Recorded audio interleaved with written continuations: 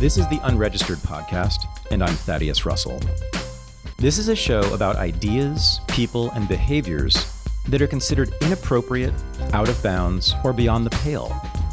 The things you're not supposed to talk about if you're a school teacher, a college professor, a businessman, a politician, a parent, a neighbor, or even a podcast host.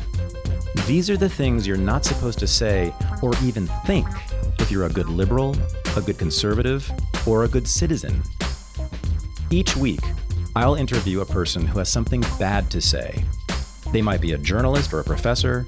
They might be a porn star or a drug dealer. They might just be an ordinary person with an ordinary job who doesn't care about the rules of polite society. I'm not interested in breaking the rules just to be a troublemaker. I'm interested in people who break the rules of conventional thought and to expand the scope of what is possible to say in our society. I'm interested in people who make me think. Have you ever had a teacher who takes everything you see in the news and turns it totally upside down? Neither have I. Until now. This is my interview with Wilfred Reilly. Well, I am joined by a professor who, like me, likes to get into a lot of trouble, likes to say a lot of things that might even get you fired if you keep it up, Wilfred. This is Wilfred Reilly, who joins us from Kentucky State University in Frankfort, Kentucky. And you're an associate professor of political science, and you have written two books very recently, one in 2019 and one that came out just this year in January, in which you take on a lot of common assumptions, certainly among liberals and people on the left, but now I would say they've even crept into conservative thinking. And you just take a big old sledgehammer to a lot of them. And I happen to agree with quite a lot of your criticisms.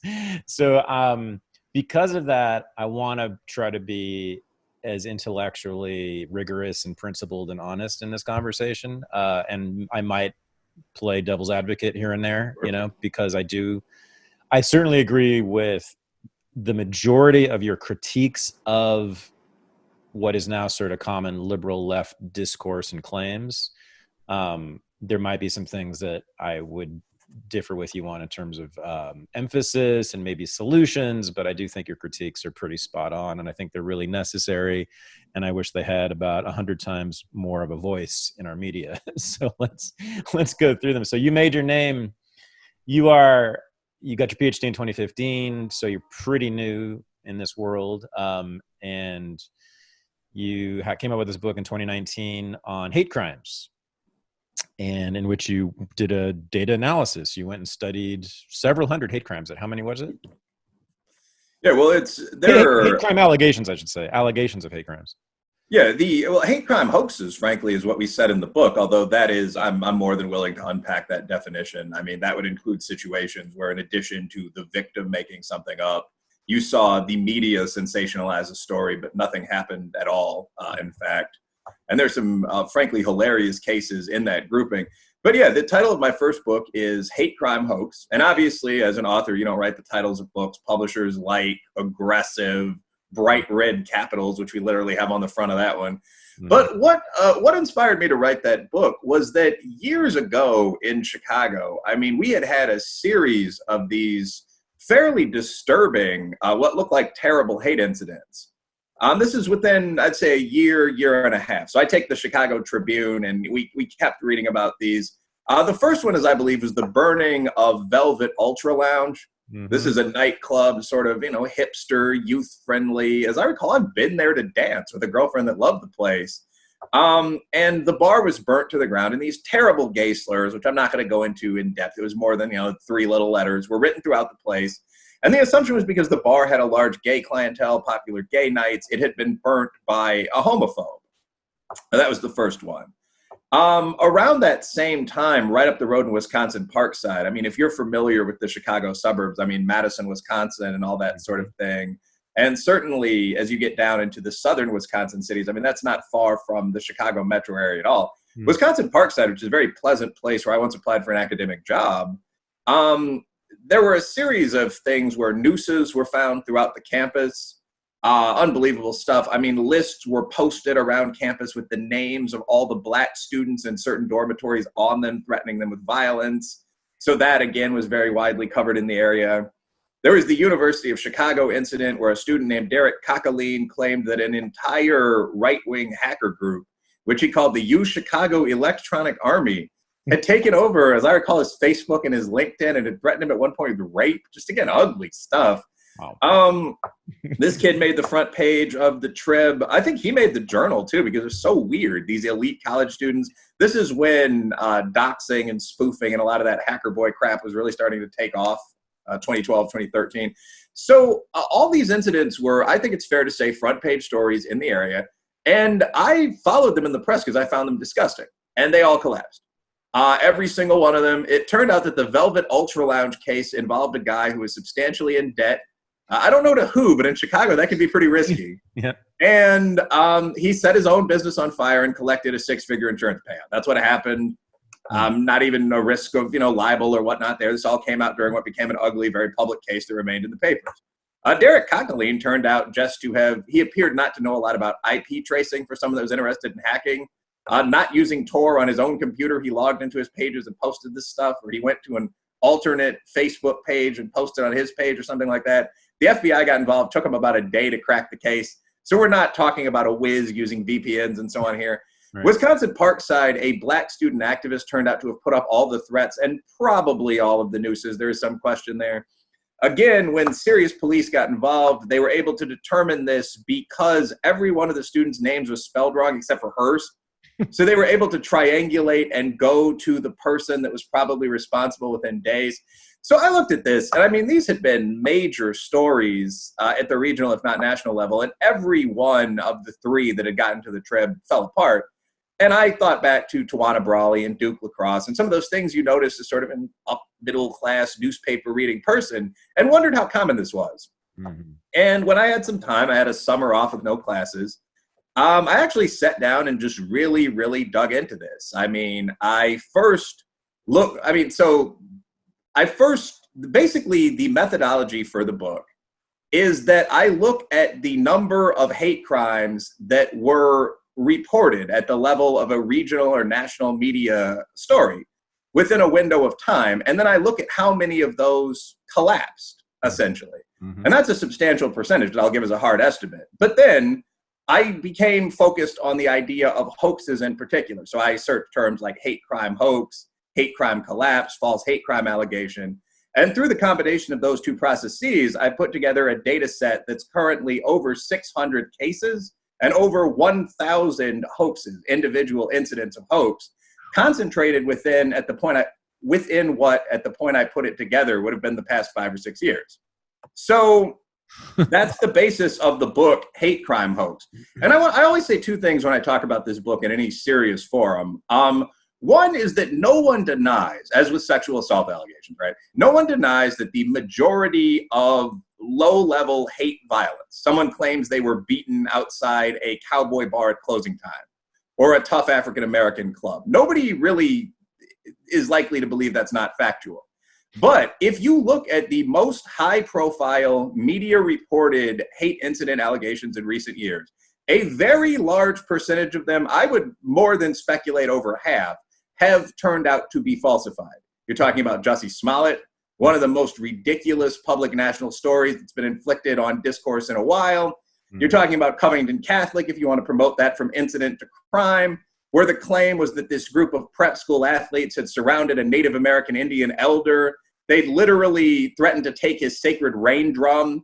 They chanted "Build the Wall," which is a damned ironic thing to say to an Indian. This is the claim that this had occurred, a total collapse. We saw this on YouTube. Right. There's the Erica Thomas incident where a congresswoman claimed she was viciously verbally attacked, perhaps physically attacked in an upscale grocery store by a white man. The guy turned out to be a Cuban-American lifelong liberal who went to Erica Thomas's press conference and pointed out with sources that he's not a racist. That probably is my favorite of them.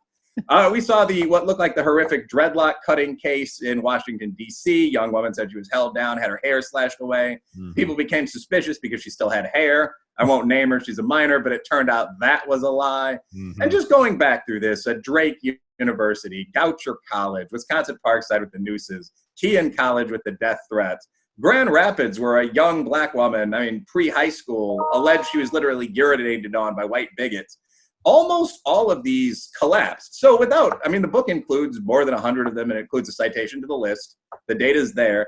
But the question that I ask is, why is this a thing that's happening? Right. And there were patterns in that data that were very, very noticeable. So if you go to the website, www.fakehatecrimes.org, which is, I don't think I have any particular partisan bias, bit of a cynical grad student-y feel to it, but they break down hundreds of these. And again, this is a list that's substantially distinct from my own. There are quite a few of these sites. Wow. I would say there's a bit of overlap, but there are quite a bit of overlap. Wow. We're being frank, but a large number of separate lists of these.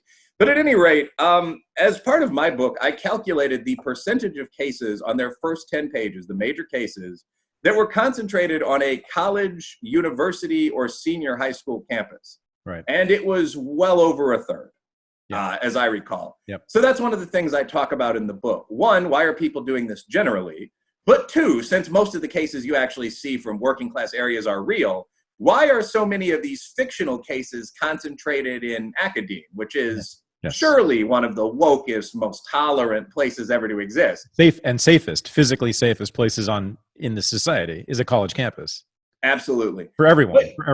Yeah. Yeah, but you keep seeing these claims that the American collegiate or university campus is this wildly dangerous, decadent environment. You don't want to say something like anyone who's ever dated a feminist, but many people have heard the statistic that 1 in 4 college women will be raped, not sexually assaulted, while they are in college. Right. As a lifetime figure for all women, that might be horrifically believable, do better men. But in college, that strikes me and many others as wildly unlikely. Mm-hmm. We've heard the campus hate crime figures by now, most of us have, so on down the line. And when you unpack that stuff, the definition of rape, essentially, that was used to get that 25% figure was, have you ever had sex while intoxicated or that you did not especially want, as I recall the survey? That's right. I would absolutely qualify as a survivor under that standard without being glib. I think that most people who've been on a third date would qualify, or to a college party. So, a lot of this stuff, when you look at it, is not what it seems to be. And so that was the question in the book. One, do you want to vet my data? Can it be possible there were nearly 1,000 of these? Two, why do they seem to be concentrated in such a specific sector? And three, how does this tie into this national narrative we've been building about the power of victimization? And I think points 2 and 3 are very, very related. What you found in a lot of these cases was that when someone made these claims, the response wasn't, okay, why don't you go down to the police station, provide absolute proof of that, and when you do, we'll be very sympathetic, but we're going to keep this somewhat quiet. This is a criminal incident that we don't want to publicize till we've caught the guy. That wasn't the response. The response was dramatic virtue signaling, parades through campus, so on down the line. And the ultimate example of this, I would have to say, would be the University of Missouri, where an SEC top 30 research university was paralyzed just by nonsense for a year. Yes. I've been telling everyone for a couple of months now about our sponsor, Paloma Verde CBD. It's a brand new company based in San Antonio, Texas, run by Carlos and Vanessa Abelar. They are a sponsor of the show because they have my favorite products. And I'm very pleased to announce that right now, there are unregistered listeners in just about every single state who are Paloma Verde customers. Good choice, because they got 25% off by going to palomaverdestore.com and using the discount code RENEGADE. And right now, there's a couple of new perks that Carlos and Vanessa have added for you. First of all, if you join their mailing list, just join their mailing list, you get an additional 10% off. That's 35% off your first order. Do that if you haven't done it already. And then, in honor of this show, they've created a new product, which the formal title is the Unregistered Combo Pack. It contains my 3 favorite products. It's informally known within their company as the Thad Pack. So, in the Thad Pack, you'll get the soft gels, which I use every single day. I love these. They help me a lot with my anxiety and helping me with sleep. and the gummies, which are delicious. I tend to eat too many of them and run out of them too fast. And my favorite thing is their tincture. And in the combo pack, the Thad pack, you get the high dosage tincture. And just love this. You put some drops into your tongue, and again, the same effects you'll have very quickly. So go to plumaverdestore.com. Use the discount code RENEGADE. You get 25% off everything in the store, no matter what. If it's your first time there, join the mailing list to get an additional 10% off. And don't forget the unregistered combo pack, otherwise known as the Thad pack. plumaverdestore.com, discount code RENEGADE. Change your life. Let's talk about that. Let's stay with Missouri, because that was the central case in a way, right? That was the most famous one. Got the most coverage. The leaders of the protest became sort of media superstars for a moment, right? I mean, and I watched. Oh wow, it's painful even thinking back to this. Like watching videos that they claimed were acts of racist violence, where the kid clearly like put his foot in front of the car as it was rolling 2 miles an hour down the street. You know about what I'm talking about, right? Why don't you talk about Missouri, because that really was. And that was where there was the camp out on the lawn, and the faculty were defending the students on the lawn from racist violence. And that one white professor, I forget her name, but gained a lot of notoriety for her shutting down the campus, the journalism student who was working for the student newspaper, stopping him from covering it. But I mean, can you talk about that whole case? And again, now I wrote Hoax a couple of years ago. I did put out a piece on this. I guess you'd call it a scholarly piece. I mean, it was in the NAS Journal as one of the featured articles. So, I mean, I did do some serious research on this afterward. I still have all my data sets. But I might miss a detail or two here. But I don't think I will, really, because the Missouri case sticks so much in mind because it was so bizarre. So what happened at the University of Missouri was that there were a series of, objectively speaking, coming from a law school background, quite minor criminal incidents, if they occurred, that were linked together into this narrative of racist abuse that paralyzed, again, a top 30 to 50 national campus for a year, that dropped student enrollment by 25%. I think this is to some extent a prelude of some of the craziness we're seeing now around cancel culture, by the way, where no one would just stand up and say, the emperor clearly has no clothes. I mean, there were major lies told during this, and we need to call those out. No one said that. But so, as I recall, the whole thing started when the student body president claimed that a racial slur was yelled at him downtown, and I guess this would be Columbia, Missouri. Right. Okay. Now, that is an unfortunate situation. I mean, what I would have done is, if Chancellor, make a call into the police chief, you should be friendly. Can you check the cameras? Apparently, this never happened. The story was just repeated without evidence for some period of time. There was then a fight on campus between a black guy and a white guy. Some drunk walked into a meeting of the Legion of Black Collegians. As I recall, he wasn't even accused of saying anything racist. He just got in a fight, lost the fight, walked away. That was it. But then the craziness started. The student body president, who claimed that he was racially slandered, again without any evidence, next claimed that the Ku Klux Klan had been spotted on campus. Yes. So he posted a tweet that got hundreds, if not thousands, of likes, retweets, where he said, KKK is on campus. I am in consult, I believe was the term, with the state trooper, SIC in parentheses, and the National Guard. And people started absolutely panicking. And I want to point out at this point that this was complete bullshit. Of course. Like, this did not happen. Right. So the focal incident that got a lot of people nationally really noticing this, the first one, the shouting, may or may not have happened. The KKK being spotted on campus just didn't occur. And unbelievably, the Missouri protesters were given a free ride on this.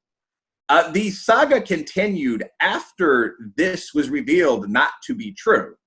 So I don't know whether some National Guard general with a sense of humor retweeted this, or whether just the university responded to it. But someone said, no, the National Guard, when the army comes into a disaster zone, they don't liaise with the student body president. This isn't true. And everybody just said, okay, my bad. And then this just went on and on and on. So a kid started claiming that he was going on hunger strike because of the prevalent racism on campus and the relative inaffordability of health insurance in the area and on the campus. And we'll get back to him in a second. There was a parade across campus during homecoming, and one of the protesters who was there to protest claimed he was viciously struck by a car driven by a racist. And this just went on and on and on until someone drew a swastika in human crap, allegedly, on the wall of a bathroom. And everyone freaked TF out. I mean, the football team threatened not to play because they said they felt unsafe. Right. These are 300-pound guys, half of them are Caucasian. I mean, we just get into this absolute nonsense, Samoan as well. But I mean, you just get into this absolute nonsense that went on for months. With this diverse group of athletes sitting around saying they felt hurt, and students not upping their contracts for the fall because they didn't want to go to such a dangerous place and all this. I actually looked through this for the book. And again, I, like you, I suspect, have no tolerance for actual racism. I was curious as to, are there actually crowds gathering just off campus to taunt black students? I'd say that allegation, the first one, is very questionable, and the rest of the stuff is just crap. Yeah. Two guys got in a fight is one of them. The Klan did not come to campus. The most widely discussed of the allegations, or at least what would have been had it been allowed to go on, had it been allowed to stay out there, didn't happen. It was an absolute lie. The hunger striker, that's kind of funny.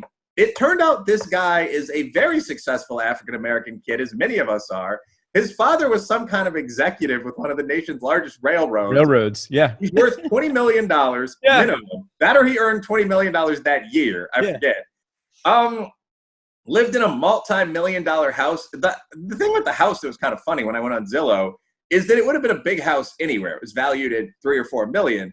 But that region of Omaha has extremely cheap real estate values. Warren Buffett's nearby mansion is only worth like $1.6 million. So, I mean, this kid is living in like the Sun King's palace, worth $20 million, claiming that he can't afford health care. And when this was exposed, again, the narrative just changed. It was like, oh, I meant health care for other people.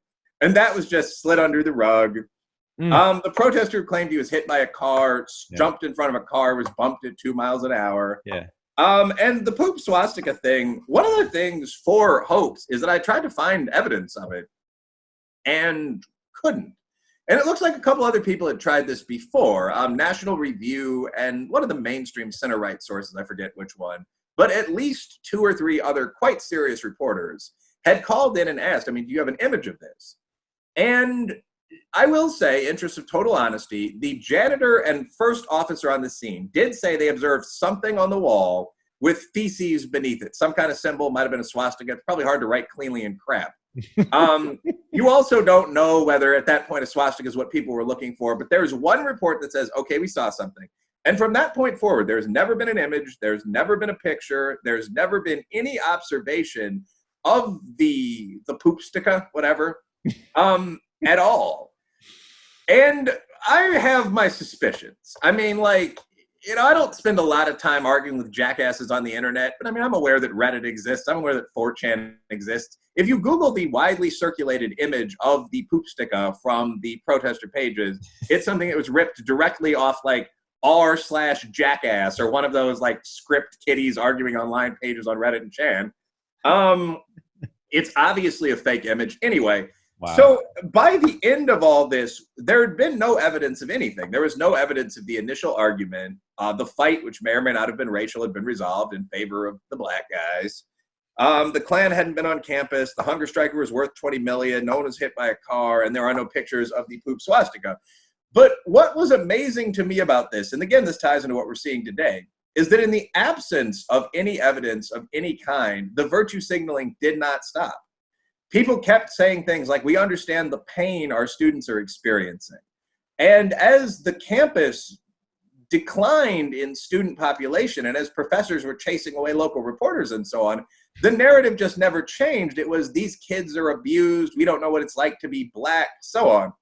And as a black dude, this struck me as profoundly ridiculous. Like, in life, obviously, you do sometimes experience racism. I mean, I've been called the N-word during things like high school scuffles. I mean, you see that I was the manager of a canvas team for a while. You see people are a bit more reluctant to give money to black guys in a street-level context. A few other things. I mean, I've experienced mild bigotry in nightclubs before. I've also experienced moderate affirmative action. I got the 100-odd point boost when I was applying to some schools. But in day-to-day life, I mean, I would say that it's certainly not as difficult to be, a good-looking male black guy, assuming that I'm good-looking. Certainly not more difficult than it is to be overweight, or female, or gay, Yeah. or a dozen other things. And I encourage people in those groups not to complain all the damn time. Virtually everyone has some kind of characteristic, being visibly Jewish if you follow an Orthodox path, being elderly in the era of COVID-19. And I'm not going to speculate how, physical fitness versus IQ or something like that works out for every person. I'll just say for me, it hasn't been extraordinarily difficult to be a minority guy. And I think that everyone deals with some kind of characteristic that might sometimes make people dislike them, including today, white men, if you're in any kind of upper middle class public setting. So the point here is that this idea that these kids were being brutally abused continued even though they were all students at an elite university, mostly grad students, showing no signs of oppression, well-fed, stylish, and proceeded on through the discovery that they were mostly lying. Right. And this, to me, that is the flagship case I use to close the longest chapter of the book, because I think it illustrates some of the patterns of patronization and wokeness and the quote-unquote soft bigotry of low expectations you see so much in this sector. And then I went on to other things. Like, again, I'm pretty politically moderate, which, of course, in academia makes me hard, right, evil, But, there's an entire chapter devoted to these alt-right hate hoaxes, where white guys now, conservative white guys, have started claiming that they were beaten up by, mobs of POC in the streets, and the real danger is the blacks, and those are extremely likely to be BS. There's a chapter looking at sort of ethnic conflict hoaxes, where people of all groups claim that something that in reality might perhaps have been their beating their wife, the source of a crime, was in fact caused by members of another group. A guy who owned child support in one case claimed that he had to flee town because the Klan was trying to kidnap him. And he was found in the next town over at McDonald's. And then faced a series of charges. So the book is entertaining, frankly, but it also looks at this very serious issue that, at least among high-profile cases, a very large percentage of these have been, in recent years, turning out to be fakes. And I discuss why that is. Yeah, so let's go back to the campus, because that's kind of the locus of these things, right? That's Sure. As you say, like statistically, a large percentage, if not most, come from campuses, the safest physical places in this entire society, possibly in the entire world. My favorite case, Missouri was the biggest, most famous, and most important of them. But basically this happened on every single college campus. I think, what was it, 2015, 2016? Right. Yeah. Almost every single significant college campus had some version of this. My favorite is Oberlin College. Right. Oberlin College, if you know anything about colleges, is arguably the most left-wing national liberal arts college in the country. It is certainly one of them. I mean, it is as woke as woke can be. So this was when I was teaching at Occidental. This might even be before some of this stuff. But it was around that time, 2014, 2015. You may know the date. The Ku Klux Klan was at Oberlin because there was a report of someone wearing a sheet on campus. Oh, yes. Yeah, this one. And so the Ku Klux Klan was on the Oberlin campus. And I saw this headline. This was a headline, like in many, national media outlets. And I know what Oberlin is, and I know what the Ku Klux Klan is. And I said, there is no way in hell that is even slightly possible. Well, instead of investigating it, the Oberlin administration shut down classes and held teach-ins on racism and white supremacy, and issued effusive apologies to the students and the faculty of color and people of color generally for allowing white supremacy and racism on campus, and da-da-da-da-da-da-da-da. And this went on for days. And I was teaching at Occidental College in Los Angeles, which is sort of like an Oberlin college on the West Coast. And I swear to God, a faculty member there, I think she was in political science. I think she was African-American. We were having lunch, and she told me about her son or daughter who was going to Oberlin. And she said, can you believe what's going on in Oberlin? And of course, in my mind, I'm thinking, yeah, all this hysteria about nothing. And she says, the Ku Klux Klan is on campus. And she was a professor of social science. And I thought, wow, I mean, I don't know what to do now. So I didn't say anything. If it's that deep that professors of social science believe that it's possible for the Ku Klux Klan to be active on the campus of Oberlin College in 2016 or whatever it was, I mean, that's a kind of psychosis that you can't really talk to, I and I mean, and so like your book with its pretty much indisputable numbers and unassailable statistics. I mean, on a fundamental, I mean, maybe on the edges you might have missed a case or two, but it's so overwhelming. It's so overwhelming that there's nothing. I mean, they just ignore it. And I'm sure that you've been ignored. I was going to ask you sort of like how, that's my first question. Like, how have you been received by them? I've been ignored by them, by academia, since I sort of left the fold. That's my first question, is sort of how it's been for you. Second question is, and this is the bigger, I think, more important question in terms of like what's going on college campuses. And I have my own answer for this, but I'm curious what yours is. Why are these kids? Because you look at the videos from Missouri, from Oberlin, from Yale, from all these places where it's happening. These kids, unless they're world-class actors, right, Wilfred? They're terrified. They're really, really, really, really upset. They are terrified. They are furious. They really think they're in danger on this beautiful college campus that is, we know, is the safest place for them to be.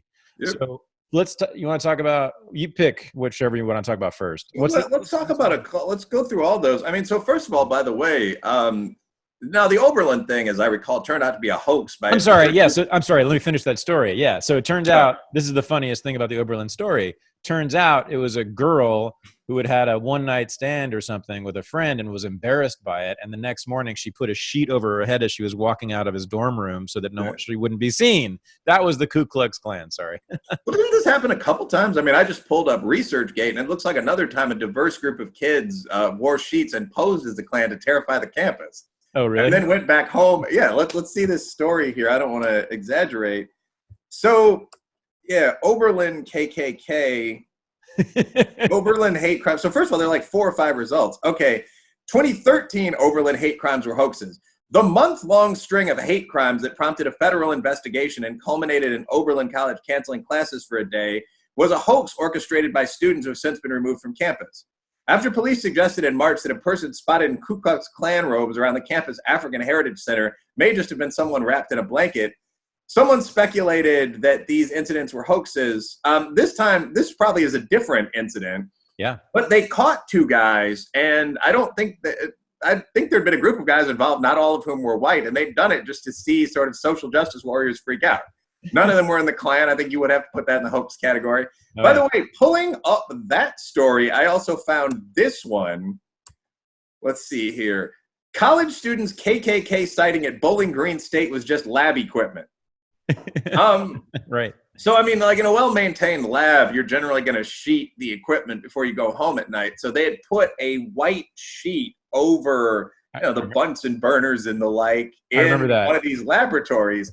And someone had walked by the window and apparently thought there was a conclave of Klansmen in the room. Of course. And it apparently had run off so quickly they didn't see that none of the Klansmen were moving. And most of them were only 2 to 3 feet high.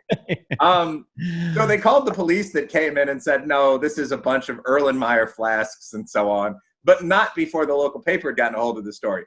By the way, in terms of looking at the characteristics of a hoax hate crime, I would say that a strong characteristic, at least if you're in a coastal or Great Lakes urban area, is the invocation of Nazis or the Klan. Right.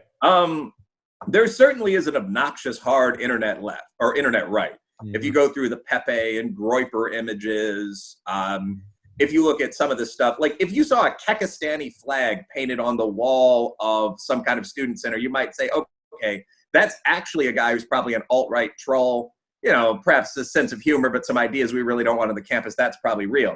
If someone paints a swastika and they get the directions wrong, the odds that that's a Nazi are extraordinarily low. Yeah. So what you see in many cases is minority students and white allies convinced that the old demons still exist centuries after we put together a diverse army and wiped them out, in the case of both the Confederacy and the Nazis. That's right. Other than the occasional use of the flag as a symbol of racial pride, there is no Confederate symbology in the USA. We took over the whole country and killed a fourth of the fighting males. I mean, and that was with an army of blacks, Irishmen, Amish, Quakers. I mean, it was pretty diverse. We burnt every building over 3 stories in a bunch of states. Like, revenge has been had. Germany, they're not Nazis anymore over there, bro. I mean, it's the we killed all of them. We killed the Christian Democrats versus the socialists. Yeah. Now, I'm very reluctant to get into genetics in these conversations, but I will say the Germans are surprisingly peaceful these days, and there may be a correlation between that and the death of 50% of the more aggressive adult men. I mean, it's just like we've made systemic change with our integrated army to entire corrupt societies. So if someone is still painting Nazi symbology, the 2 options are, 1, they're an isolated loser. And of course, I don't actually know if we've seen genetic changes in Germany, but who's to say? Right. We saw them in France after Napoleon marched his entire army into Russia in the winter, by all accounts. So a sufficiently bad decision, like I'm going to fight America and Russia at the same time, can have consequences. But at any rate, yeah, this sort of imagery, I'm seeing a backward swastika and so on. Either one moody loner wrote it or it's a hoax. That's essentially, we got some good jokes in here, but that's essentially the point. If you're seeing Groyper or something like that, maybe that's something to report. You're seeing some men's rights imagery, maybe. But the idea that there are, as you put it, active chapters of the Klan on Oberlin's campus is a nonsensical idea. It's worth noting, by the way, we pulled up 2 KKK hoaxes within 2 years just at Oberlin. There was also the incident where a beloved local bakery tried to stop students from stealing. Oh, yeah. Do you remember this one? The kids had a backpack full of high-end red wine. They were walking out. Yes. They were apprehended. Again, a physical fight broke out. No one on either side got as much as a black eye. The wine was recovered. The claim was that these kids had been attacked just for being black in the wrong business. Mm-hmm. And again, you have to ask yourself, is that a thing that happens? I mean, not in either a black or white community in the piney woods of Georgia, but in a major collegiate Midwestern or coastal city, are you seeing businesses that won't allow in blacks or Asian Americans to the point where they'll fight you? And the answer is no. I've never encountered that experience in my entire life. Right. Travelers in South Africa don't encounter that from either major group. It's not real. So we have to be able to say this. Like, if someone says, they told me it was a sundown town, you've got to say, no, they didn't. Come on. Do you mean that you exchanged shoves with a white guy and then it was over? What are you actually talking about? But the Oberlin incidents, I mean, I think do illustrate how crazy some of this is. When you talk about how you're received, if you're a fairly popular professor, I mean, I'm both a jock and a nerd. I'm a likable enough guy. I'm our faculty ombudsman at present, so I have an executive as well as a faculty side rank. If you're in that position and you say things that are taboo, I mean, I've found that there is a pretty diverse response. My research itself, like the NAS article I mentioned, I'm currently one of the stats guys on a paper going into JAMA about COVID-19 after I mentioned on Twitter, social science quants and doctors need to work together on some of this because one group is being very irresponsible with the methods they're using about COVID-19. And the other group's being very irresponsible talking about COVID-19 at all if they don't know a damn thing about medicine. Why don't the 2 groups sit down? I actually got approached by a couple of people, including Peter Steinmetz, who's a physician. I'm writing that. The response to that I get from colleagues is good. Here's a tip on how to run this type of log linear regression. If I do something like appear on Fox News and say something that's controversial but obviously true, people just very much don't notice it. Like, I'll be at the local gym the next day and people say, you did a good job on TV. And occasionally a colleague will be like, I didn't see it. Let me clarify that. And then, we'll go lift weights or play ball or whatever. Yeah. I mean, I don't find any outspoken hate. I do think, in general, wokeness is concentrated in a particular belt. Right. I would never say HBCUs aren't woke because I would piss off well-meaning black colleagues that work with 100 black men that'll, take me aside and say, I'm woke as hell. Right. I've helped 100 black men into medical school. Right. But in the sense of purple-haired, bomb-throwing liberals that say things like burning a black business is just, you find that at almost entirely white schools concentrated on the West Coast and the Upper East Coast. Correct. In Kentucky, if you came to campus with a firebomb, our campus police, who are 200-pound black guys, would beat your ass and take the firebomb. Of course, legally, no violation of your rights. Yeah. But I mean, before you could set a black dormitory on fire that's been there since Abe Lincoln was president. I mean, I think there'd be very little patience for it. Like the damn Milwaukee riot. I mean, I was watching the Minneapolis riot. I was watching this on television when the George Floyd thing happened, and my initial reaction is, okay, they're going to fight the police. There's going to be some violence. I'm not even that mad because of what happened to George Floyd. When I saw what actually happened, you saw about a 70% white mob in that city. You've certainly seen black mobs in other cities. Mm-hmm. But you saw about 70% dreadlocked, hood-ass white kids burning down black businesses. That's what the Lake Street District was. It was the black business district of the city, chanting Black Lives Matter. Right. And they were burning like Safari Beauty. Like, obviously, everyone in that business is black or Asian. And it just struck me as just the ultimate result of allowing this kind of nonsensical barbarism to go on. I mean, the thought process behind that has to be something like, well, black people are ignorant, unlettered savages. And I like being an ignorant, unlettered savage because it's fun to fight and have sex in the streets, which I think is something every person thinks before a certain age. So we're going to do this to this business district because it can't possibly be owned by people of color or poor whites if they're on our side. And once the whole thing was burnt down, I mean, then you perhaps evaluate what actually happened and, change your level of radicalism. But I think that kind of thing has to be stopped before you set the city on fire. Right. All right. So we've just completed about a half hour, quite erudite, but basically just a comedy set making fun of these things, all of which deserve derision and scorn 100%. And I want to actually talk about why they deserve it because it's serious stuff, actually. I mean, there's a couple serious things like, and I want to come back to my question for you, which I don't think you totally answered. I want to get it like, and there's no way to know for sure, but maybe it's because you're at an HBCU, actually. Maybe it's not as present to you. I mean, I imagine they couldn't be like upset about racism at Kentucky State, right? I mean, there's no concerns about the Klan being there, right? So you're not around that kind of student upset, but I have been. So, because I was at Columbia, I was at Occidental College, which is where the sex assault hysteria really was. It was the epicenter. A lot of the national leaders of that thing were at Occidental in LA. So, I mean, I've been around like lots of black students and lots of women students who are really, as I said, really upset. And they really feel, let's just stick with the black students for a second, like they are in danger on these campuses. And at Occidental, they protested, they surrounded a building, they occupied the president's office, they occupied the entire administration building. There was absolutely zero evidence of any kind of racism whatsoever. The security force at Occidental doesn't even carry guns. I'm not even sure they have flashlights. I mean, it was just utterly absurd. But, there was crying, there was yelling, there was screaming, there was all sorts of demonstrations of upset. So the pain is real, right? There's real pain in our students. But I don't know how to address it because all they talk about is slavery and Jim Crow, right? It's always these, as you know, always these references to history, right? It's all about history is what's happening right now. The Ku Klux Klan, which is basically from history, is right now. So I have a theory as to why black students in sort of the elite schools might have a lot of emotional upset. Okay.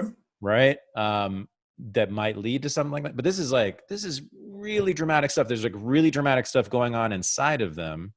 Now, the whole debate we're having is what the cause of that is. Like, what do you think? And why would black kids at Yale University, right, as you know, feel like they are actually threatened and discriminated against and live in such an oppressive society, which is Yale? Why is that, do you think? I think that this is one of those things, like I've mentioned that I'm at most center-right politically, but this is one of those things I'm actually quite conservative on, as many political scientists are. One of the things that outside the profession of political and military science, Americans tend to do is forget the horrors and evils of communism. We talk endlessly about Nazis, but I mean, it's almost inevitably forgotten that Stalin, Mao, Pol Pot, individuals like this killed 3, 4, 5, 6 times as many people as Hitler did.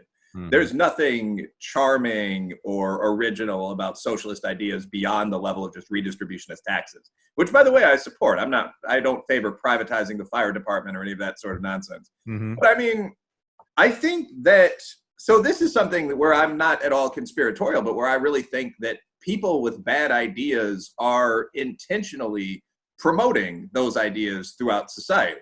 I mean, the communist theorist Antonin Gramsci long ago said that, if we're being frank, Rids, as he put it at the time, aren't probably going to take over the military anytime soon.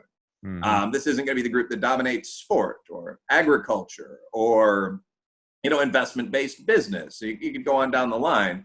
So it's very important to seize control of the institutions of discourse in particular, by which you're talking about the media, you're talking about academia, you're talking about NGOs, whether or not it's intentional, because certainly I don't think every college professor in the country is a communist or anything nonsensical like that. Mm-hmm. But this, to a large extent, has happened. Very influential people. I remember for a while in the Chicago academic scene, we had Bill Ayers teaching and giving prominent speeches. This is one of the founders of the Weathermen. I mean, it's a guy who literally was a communist terrorist. Sure. Great dinner companion, also communist terrorist. We're a sophisticated city. Well, whatever. Why not? All kind of people at these events. Mayors, criminals, to the extent there's a difference. Yeah. But anyway, but in all seriousness, though, I think individuals in that position obviously do tend to be concentrated in the most elite institutions, and they tend to pass on these ideas. And as a result of this sort of march through the institutions, if you will, you see incredible discrepancies politically at the upper level of academia. I'm not sure what the staff of Foothills Community College looks like, but every time they survey the top 500 academic institutions, including my own, we see that about 90 to 95% of college professors are either political Democrats in our partisan sense or actual leftists. That's mirrored in the media. 93% of, to be fair, only national reporters, but were liberals or generally left-leaning moderates when Pew looked at this back in 2004. Yep. So I think that at a simple level, the reason why these easily influenced, somewhat innocent 17 and 18-year-olds believe this stuff is that it's constantly told to them by 93% of the people in authoritative positions. True. I don't know if there's much more than that. I mean, if you constantly, so this isn't even something that went into a journal article. It's a small, you can administer surveys in class as a professor, obviously. I was once interested in how Black and white students perceived interactions around them. So I gave a very short survey as an example of how to do methods that asked, how many negative interactions do you have in a typical day? Arguments, perhaps a fist fight at the very worst once a year, traffic altercations, so on. Black and white students had the exact same average number of negative interactions, which I believe was 9. But Black students attributed half or more of them to racism. So I think the short version is people are told constantly by those that have a certain set of discursive ideas that the USA, one, had this terrible history, and two, this has never really stopped. I'm rambling a bit here, but if you've been in an academic classroom and you've heard about white privilege and cultural appropriation and stereotype threat and implicit bias and so on. And from my perspective as a quant, I mean, the question is, what impact does that all actually have when you rack it up against the other side, affirmative action, stronger families in many minority communities, so on? And the answer seems to be not much. Asians out-earn whites, Blacks come within 85%, so on. So all of that would fall into these tiny 5% gaps. But if you haven't been taught that, you've been taught it's all there. Look, there's this, there's this, there's this. This is assimilative racism. By leftist radicals your entire college career, you're going to be very vulnerable to this kind of thing. I would add 2 other things there. One, cancel culture means that most people are not aware of the actual statistical facts on these issues. This is one reason why, I mean, I have the luxury of being pretty personally well off after working in the sales field in Chicago. This is one reason I keep talking about this stuff. If you actually look at the numbers around police violence last year, and the Washington Post occasionally plays some minor games with these, but I mean, they're pretty consistent. Last year, there were, depending on which week of data collection you look at, between 9 and 15 unarmed Black men killed by cops nationwide. That was roughly proportional. There were a bit under 60 unarmed people total killed by police last year. So let's say 10 out of 60, there are exactly 6 times as many Caucasians as there are African Americans, almost exactly in the USA, 5 to 6. The total number of people killed by police overall, this included people brandishing guns, hitting officers with cars, waving Bowie knives in the air, that was 1,004. Yep. And of those, again, you're looking at 229 of them were Black. You can argue that there is a discrepancy between 14 or 15%, 12 to 14% before you get into interracials, African Americans in the population, and 20% of the police shooting victims. But the reality is that, at least among violent crimes, there is a higher overall crime rate in the Black community. So what you actually see if you look at this is these tiny numbers. I mean, you're talking about 10 blacks versus 30 whites. And I mean, you can bring that into, well, who's overrepresented, us or them? But the broader point to me is that there are 40 people being discussed, or 50 people. Yes. And I think people just aren't aware of that. Yeah. There's almost a conscious taboo on talking about it. So this is point two. Point one is the leftist success of the institutions.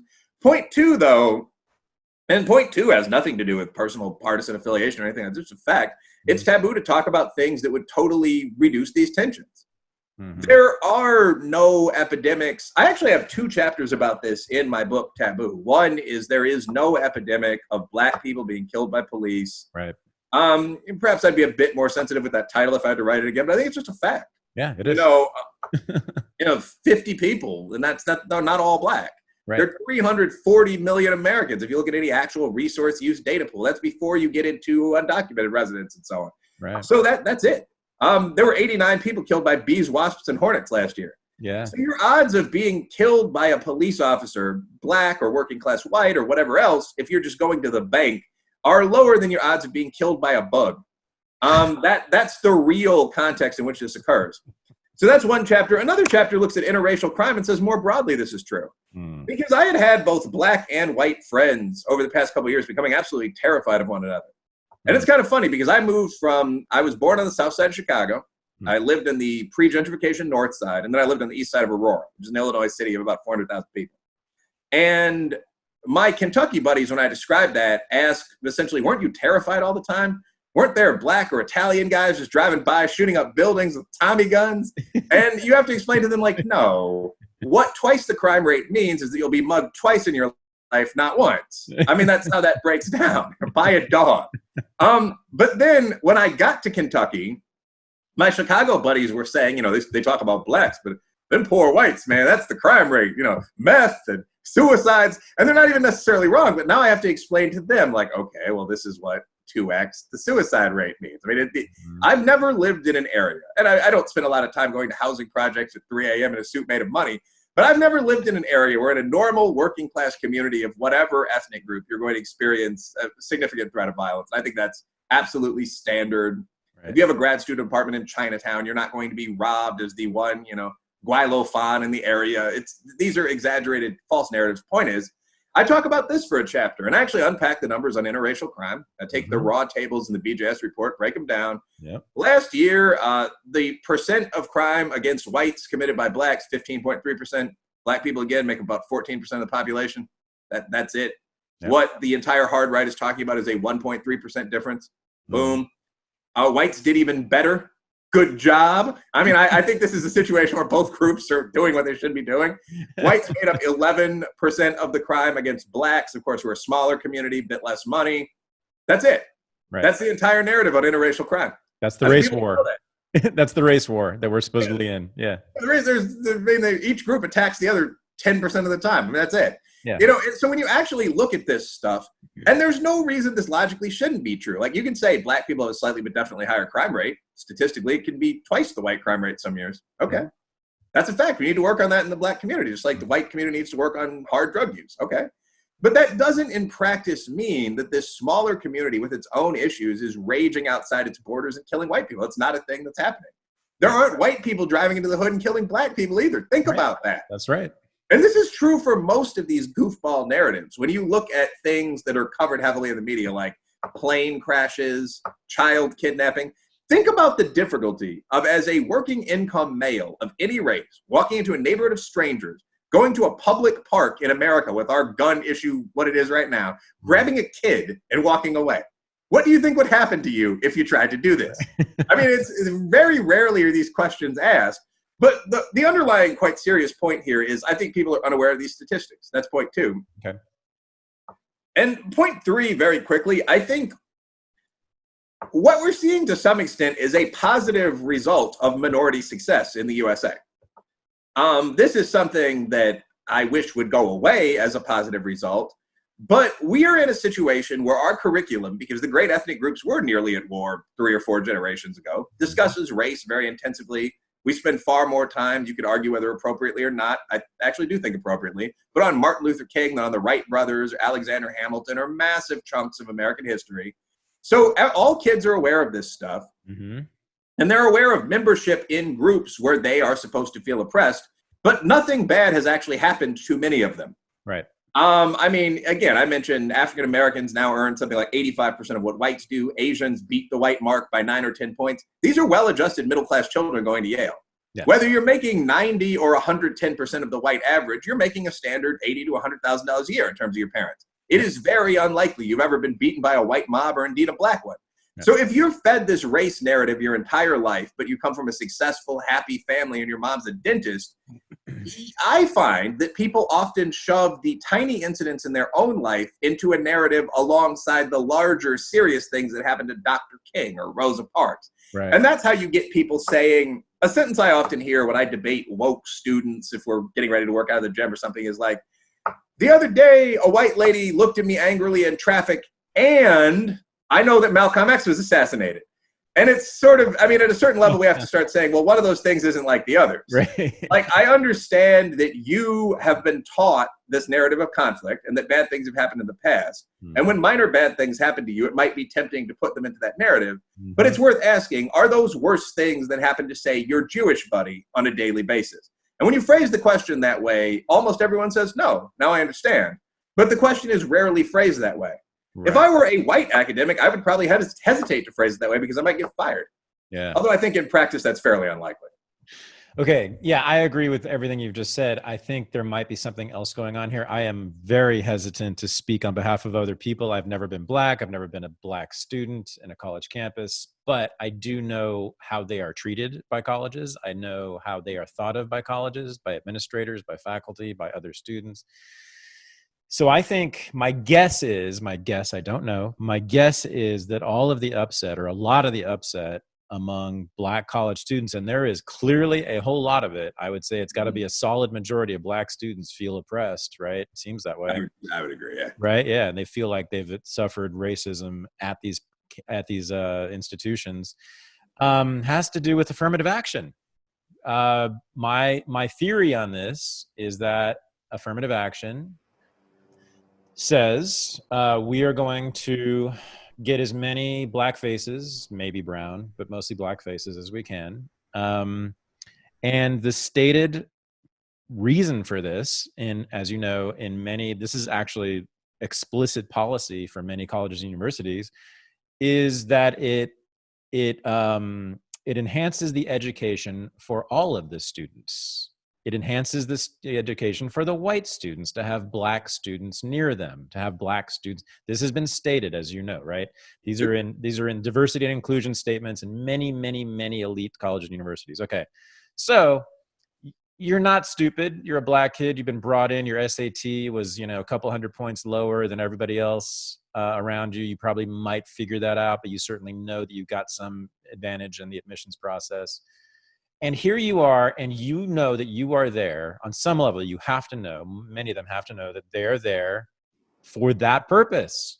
They are not there for who they are as individuals. They are not really there for their accomplishments because, in fact, their accomplishments are lesser on average than their white counterparts, right? They're there to be the black face in the classroom and then here's the worst part, of course, to represent the black experience for other white children to learn from. So you get there, and it's got to be more difficult for most black kids in those classrooms to do the work because they are put in those classrooms with less ability. I mean, because of affirmative action, right? They have a lower math score. It's harder for them to do chemistry than it is for your average white student in a place like that.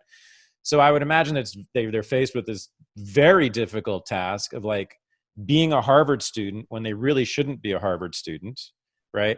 Knowing that they are being often the only black face in the classroom, and knowing that the entire reason they are there is to represent this thing called the black race or black people or the black person's or the black experience, all of which are complete nonsense fiction.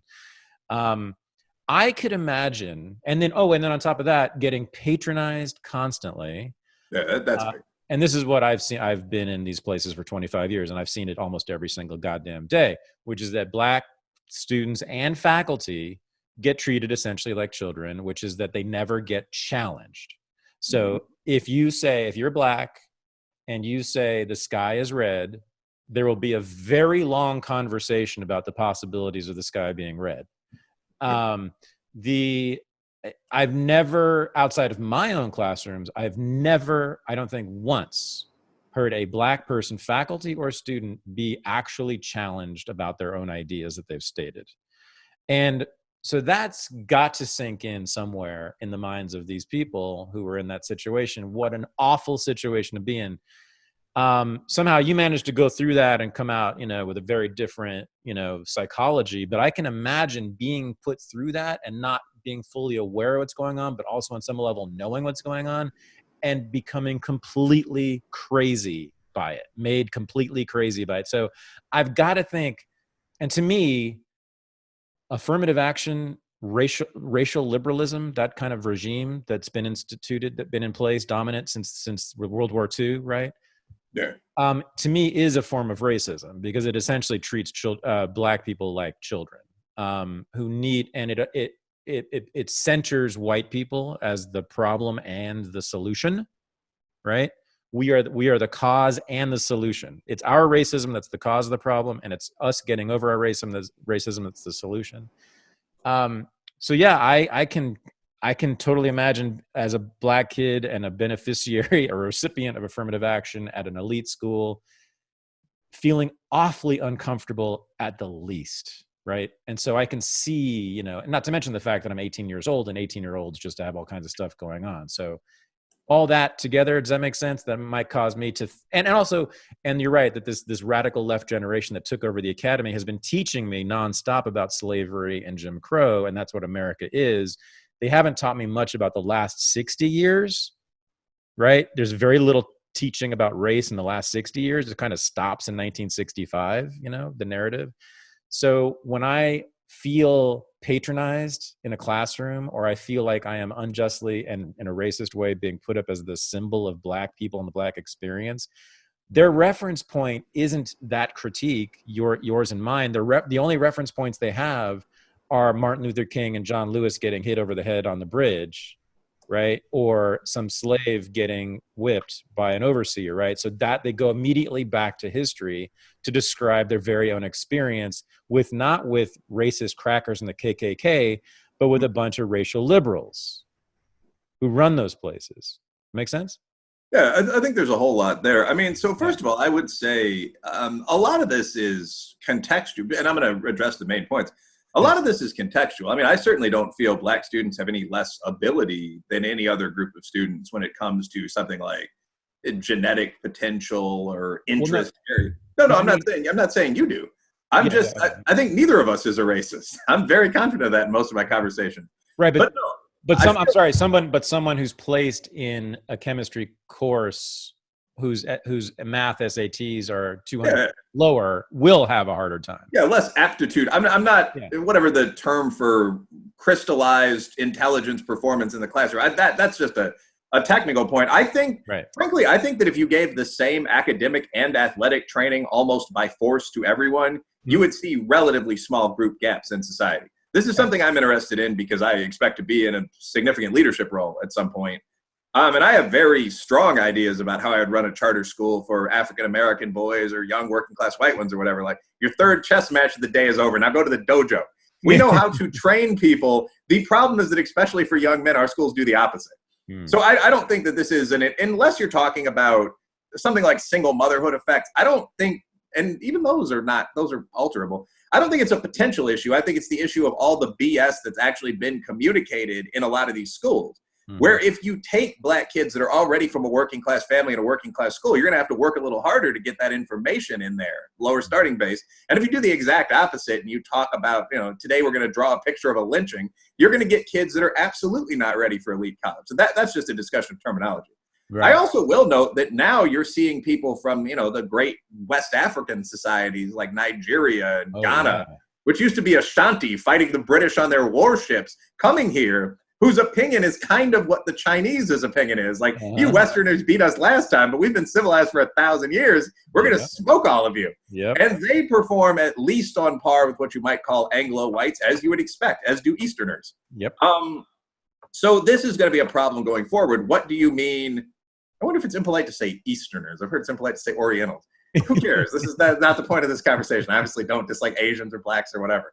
But anyway, I mean, so when we talk about minorities in the future, now that we're again considering a selective immigration policy, there's some value to that ADOS idea. I mean, are you a descendant of slaves from the USA, black or possibly native, if we're talking about any reparative program? It doesn't make sense to give any such benefits to literal foreign noblemen at all, from Nigeria, the Arab states, China. These are our rivals on the global stage, and they beat us as often as not. India.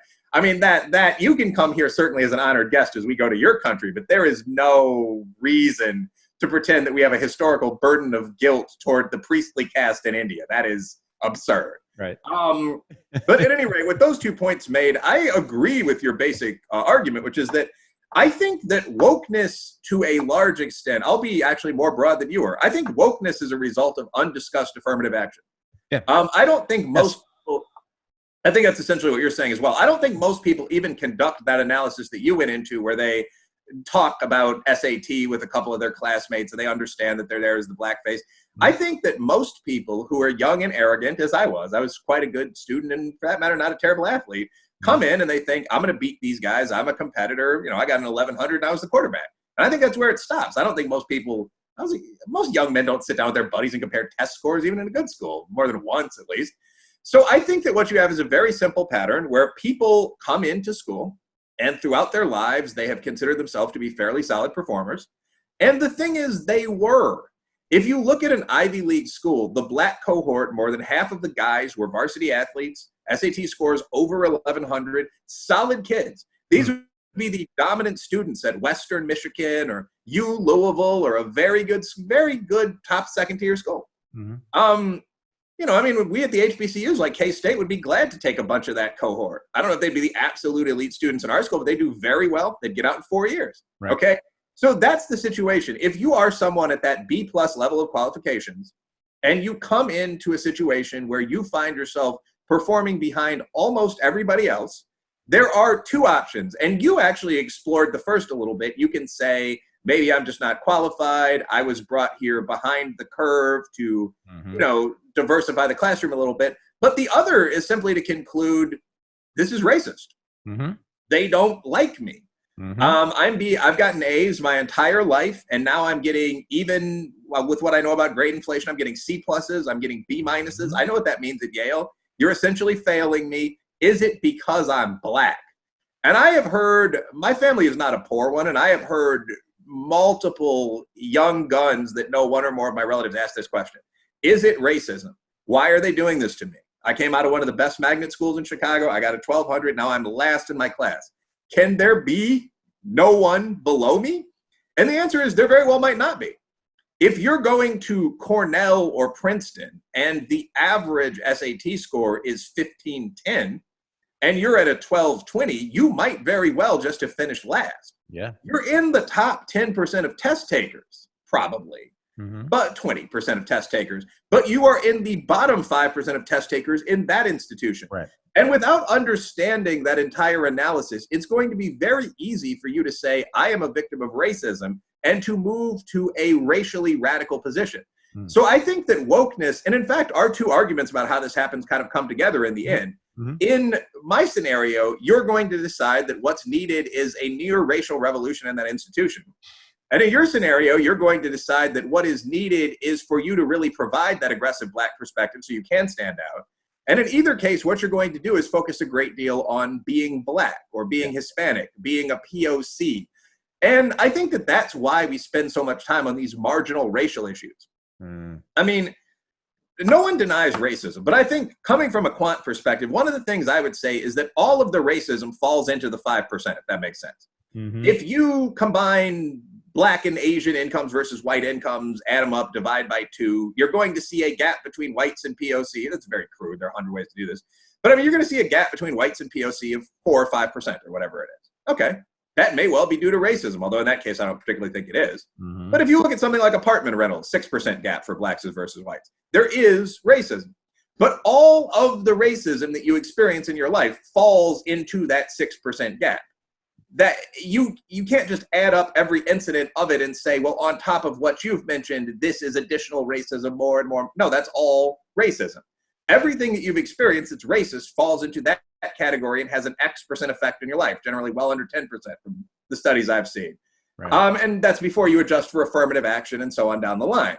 But if you teach people to not say, okay, I've got to work 10% harder, let's say, because of this issue, but instead, every one of these things should be cataloged so I can make my contribution to the university as woke Black scholar, then you're encouraging an endless focus on this rather small aspect of life. Again, the numbers there are simply used for the purpose of illustrating the example, but I think that this is very true. Yeah. We don't, in general, teach healthy people to catalog every incident of might or bias or discomfort that they experience. Mm-hmm. And you can imagine dozens of these sort of things just along any group's personal world line. In Kentucky, we're starting to open back up again. Recently went to a bar with some of my friends. One of my buddies is single and was rejected by 6 or 7 women he attempted to talk to, perfectly politely. He's a drink buyer, but they all said no. And he said, okay, it's a tense time just after a disease crisis. I'll go sit over here and talk to my buddies about sports. If he was encouraged to view every one of those incidents as an example of anti-male mistreatment or something like that, right, it would be very, very easy. And this is actually what the incel movement does, by the way. It would be very, very easy to mold that into a narrative of a hostile, cold world. Yep. And to give up on something as basic as looking for a partner. In reality, next time we'll probably try Tinder. I mean, we teach anti-fragility in most successful situations, whether you're talking about a trading floor, you're talking about the military, you're talking about sport. Every time you run down the field, someone's going to hit you really hard and knock you on your ass. Mm-hmm. This is simply an accepted part of the competitive game. You don't write a lengthy, tear-stained list of every time you were tackled and keep that in your room. But I think that I really do think that with a lot of college students, minority students, feminist students, we're encouraging people to do this. What were the microaggressions you experienced today as an assignment I've seen in at least 3 sociology classes? Wow. The question is, again, from my little test, do the minority kids experience any more than the whites? And the answer seems to be no. We just teach one group to minimize this and go on in a healthy manner. They're there to get a degree in maths. Right. And we teach the other group, partly because we've admitted them with limited preparation to get a degree in maths, to focus on this endlessly. And it's extremely, extremely non-helpful. The best, last sentence, because I'm slightly ramble prone. The best thing for a lot of these kids to do would be to not go to Yale and go to Louisville and get an A- rock solid degree and go on and join the upper middle class. Yep. If you know your SAT score, there's no reason to go to a school where the average score is 300 points above that, because it's not going to turn out well. Right. That's the Richard Sanborn, is that his name? UCLA argument, the mismatch theory, right? Sander and Taylor. Sander. Rich Sanders, yeah. Sander and Taylor, yeah, the famous, right. The argument is that it's kind of what I just laid out, right? That and you just laid out that that it's actually a disservice, a terrible disservice, to put people in Harvard who aren't ready for it. And then what happens is you get a lot of Black kids, as I said, who simply can't do the work because they just aren't ready to do Harvard level chemistry.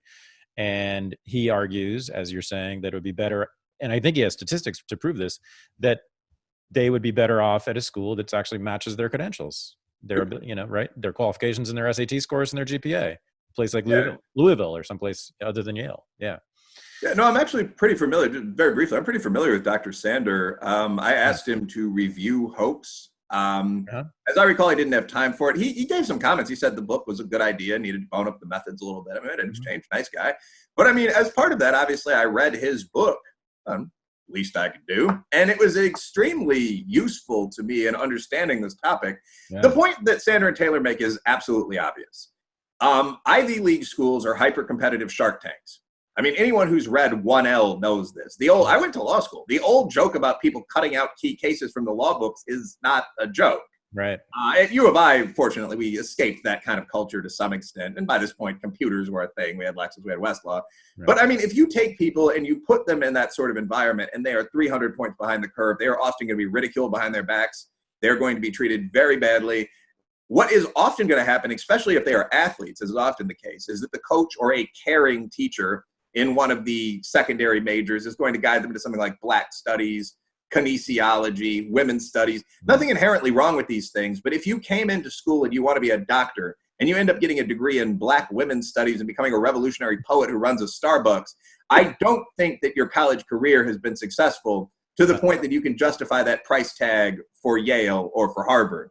But I mean, Sander and Taylor, it's a very empirical book. I'd certainly say it's over the borderline to hard quant methods. I mean, they basically just look at the entering SAT scores, entering ACT scores in the Midwest, and then exiting graduation rates for cohorts of Black and Hispanic students. And they find the obvious, that if you take people that are 2 standard deviations below the norm and put them in Harvard, they're going to have a very bad experience, and they're going to graduate at a 40 or 50% rate. So, I mean, again, I think HBCUs do a lot of good here. And by the way, the same thing's true for the tribal colleges. It's true for what are in practice the regional working class white colleges like Marshall and West Virginia. Those are schools that are going to take the best students from these pools of people, whether you're talking about white kids from the mountains, Black kids from quote unquote the hood. They're going to give them a brutally hard education, but within a cohort of people with similar scores. If you, the example I gave earlier, you're the quarterback and you got an 1100, you can go on and do almost anything in life, with perhaps with the exception of nuclear physics or something like that. But you have to be able to learn that information at a pace where you can take that, absorb it, and prepare yourself for a future career with it. And if people are learning at 15, 20% faster rates than you are, you're not going to be able to do that. You're going to be last in your class. You might end up a laughingstock. You're certainly going to have a bad experience. I will say I actually consciously avoided this. For undergrad school, it didn't really matter. I went to some of the better Illinois schools. I had scores on par, didn't really think about it. But for law school, I got a 169 on the LSAT, which was quite good, but not, very first rank. There are people out there get 177s. And I looked at the schools that I might go to, and my preference would have been for a top 20 school, but where I'd be a little above the average. And that's actually exactly what I did. I went to the University of Illinois, which at the time I think was 18th in the country, had a good experience, got out. The worst possible thing you could imagine, because you pay for law school. No one is going to subsidize you to become a defense attorney. I mean, we have quite a few of those, and they do quite well.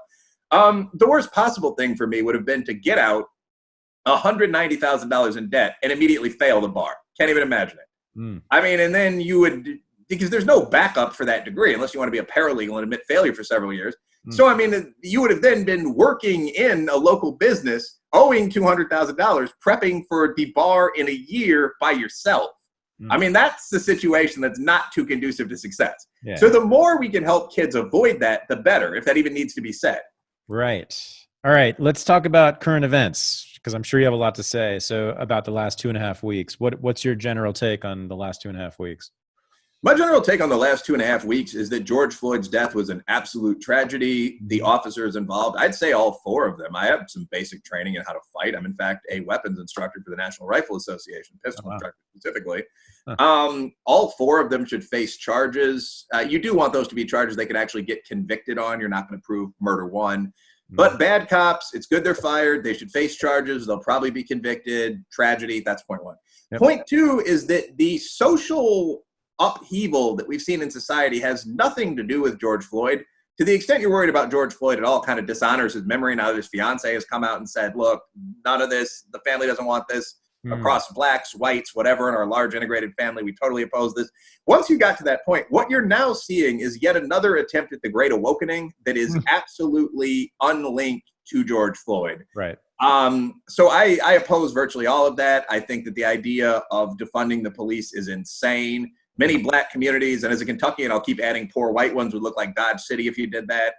I think that the idea of burning a black man's successful business while chanting Black Lives Matter is laughably absurd. And I think that what you're seeing now, again, is an attempt to move forward with cancel culture once again. One thing I will say is that for the hard left in America, the solution's always communism. So, I mean, this year we've seen 3 existential threats.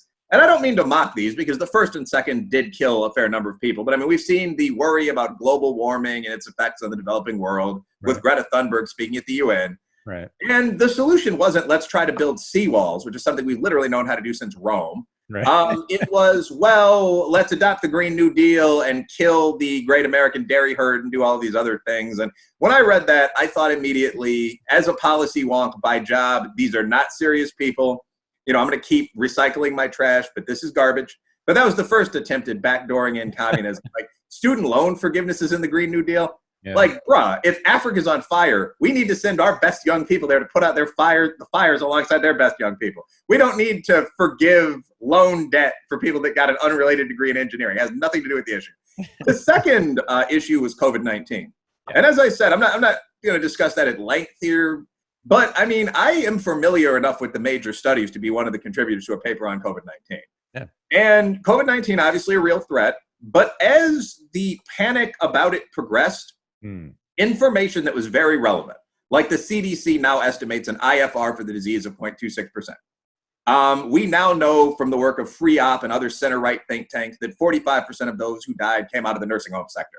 Right. Many of these woke Democratic governors, in fact, were sending COVID-positive patients directly back into straight nursing home environments that approaches murder. Yep. Wow. You know, the average victim's 82. So again, this was this hysterical, the world is going to end scenario presented as an apocalyptic threat. In fact, COVID is going to enact a terrible toll, but will probably be the third, perhaps the fourth, fifth leading cause of death this year. It could have easily been presented that way. Wear a mask unless you want your grandmother to succumb to the fifth leading cause of death this year without an entire shutdown of society being necessary.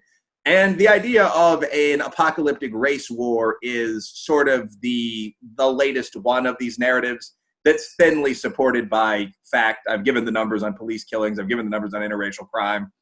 So to kind of sum up my position here, I mean, the Floyd thing was a tragedy. Virtually the solution is always communism. Again, the proposal here is we need to turn the police over to community control. I mean, the proposal is we need more funds from the government in our communities. You know, we've seen an autonomous communist nation spring up in Seattle. So in every one of these cases, a real threat has been taken, it has been wildly exaggerated, and it has been used to propose a set of solutions that include socialist People's Republic type measures combined with restriction of speech. And in every one of these cases, I oppose that. I mean, it's a terrible tragedy. Mr. Floyd is dead. But that has absolutely nothing to do with the question of why people are rioting in Europe or why cities other than Minneapolis should disband their police. This is all nonsense, and it's partisan nonsense at that. Whoa. All right. I can't say you're lying about any of that. It's very impressive, Wilfred. You have come up with a whole string of persuasive, substantiated arguments. It's very impressive. I can't imagine you don't have ambitions beyond just being a college professor in Kentucky. Do you want to do something else with your career? It depends. I mean, I'm actually quite stable. I mean, I may ask you to cut this out of the full interview, but I mean, you mentioned early on, do you worry about getting fired for discussing these topics? I mean, in all honesty, as a tenured professor at a, politically tolerant black college, not really. Okay. But I am fairly comfortable where I am currently. I enjoy teaching kids. Okay. I also, as I've mentioned, I have a sideline in weapons instruction. I was in the sales really, but sales and trading floor sector for a while. I'm quite a good investor. Not particularly poor. So, I mean, I could do what I'm doing right now for a while, where I write either a scholarly or non-scholarly book once a year.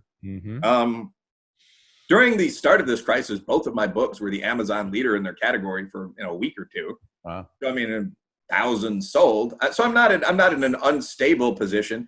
Ideally, I would like to do some other things. I mean, I'd certainly like to improve on both the financial sidelines I mentioned. I'd like to write some more books. You never know whether a job offer will come. I mean, I've been approached by a couple of, the most recent one was, do you want to be kind of center right guy in one of those 4-man screaming head shows on television? Oh, yeah. And I actually turned that down. There would have been a lengthy sort of auditioning period before it became really feasible. Likely you wouldn't get it, and I don't think it would have been possible to keep the college job at the same time. But if something like that came along that was at the national television level, or that was with one of the major think tanks, Manhattan or AEI or something like that, I'd certainly consider it. Yeah. If I stay here, I assume I would probably do something. I'd run for office within the next couple of years. The general progression there is that you'd run for something like councilman. And I honestly don't know if someone would run against me in my district. Again, fairly well-liked guy in the area. But if I did that, then, 2 years, 4 years after that, you might consider a run for mayor. So that's something I would think about. I would certainly think about going onto the national stage at kind of a larger scale. But in all honesty, I mean, banter aside, I think I have a fairly good relationship with my college. I don't see why I wouldn't want to stay there. To some extent, that would be up to them. I mean, I can't see our current president saying this, but if they said, look, you've written more, non-academic than academic books recently, you're saying some controversial things like, we'll buy out your contract for X amount and good luck with Manhattan, then I wouldn't be there anymore. Right. That's not a thing I see happening. I enjoy Kentucky State. I'm fine staying there. If I stay there, I would run for office in the area. If I don't, that would almost certainly just be because a very national scale offer came across kind of the viewfinder. But in general, I'm happy. I enjoy teaching. I left the rat race for a reason, working in downtown Chicago, screaming at people on the phone about what we were doing was selling, not selling access because that would technically be illegal. But what we were doing was hosting high-end business events with a series of clients that we had for M. Evans Global that were the CEOs of large, generally Fortune 500 corporations. And my job as a C-level outreach guy was booking in the CEOs of kind of hard-charging smaller corporations that sold something like online identity protection, for example, to meet with our CEOs. So it was kind of the classic bullpen, screaming into the phone, guys walk into the bathroom and get a little more awake-looking job. And after that, I enjoyed taking a break in higher ed. But a career in politics sounds appealing to you. Well, it depends. I think it would be interesting to be a local mayor and try some things out at the city level while still teaching. And again, I can't emphasize enough, I enjoyed Kentucky State. I like the school. I like most of the schools I've taught at. Beyond that, I think when you go beyond sort of 100,000 people or so that you're leading, and this is also something I worry about with Twitter as that grows and so on, you do kind of get back out into the water in the same way that the CEO job sometimes made necessary, where, there are people that are going to have a serious problem with your policies. We've had governors assassinated in the United States of America. Senators receive several hundred pieces of mail every day. So I'm not at all sure I'd want that kind of level of hostile visibility. Yeah. Like where you wake up every morning and there are 10,000 messages on your Twitter or public Facebook page saying everything from "I want your babies" to "I'm going to kill you." I can't even now. The social media stuff can get pretty wild. For whatever reason, I've had a surprising number of sort of alt-right white women contact me and say they want to have an affair with me over the years. Like the leader of the other side or something like that. It's the most bizarre thing. Oh, wow. That's the best thing ever. Oh, that is so funny. Being a politician, I can't imagine wanting to do that.